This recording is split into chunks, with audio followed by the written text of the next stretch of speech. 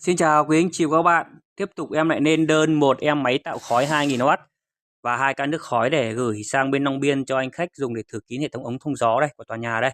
Đấy, anh chị nào mà đang có nhu cầu cần các dòng máy tạo khói thử kín của đường ống thông gió hoặc là diễn tập phòng cháy chữa cháy thì có thể tham khảo nhé. Hàng bên em xuất hóa đơn VAT 8%. Và cái dòng này là dòng chuyên dụng để thử kín ống gió, nó rất là bền trong môi trường công nghiệp. Dòng này thường là được thử kín những cái đường ống có đường kính dưới 1 mét, dưới 1 mét vuông đấy. Đấy và dài. Còn những quý anh chị và các bạn có đường ống nó lớn hơn thì chúng ta dùng cái máy công suất 3000. Đi theo máy nó có một cái remote điều khiển từ xa, bộ remote điều khiển từ xa này, một dây bấm con chuột này. Lúc nào bóng này nó khởi động mất khoảng 7 phút, lúc nào bóng này sáng lên, quý anh chị bấm nhá, bấm giữ ra khói. Còn lúc nào bóng nó nghỉ, nó là đang đốt nóng lại. Đấy, chỗ đổ dung dịch đây. Đổ dung dịch đây. Hàng này bên em xuất ở hóa đơn VAT 8%. Chuyên dụng bên em là chuyên cung cấp các dòng máy tạo khói thử kín hoặc là diễn tập phòng cháy chữa cháy nhá. Hoặc là dùng trên sân khấu, anh chị nào có nhu cầu có thể liên hệ.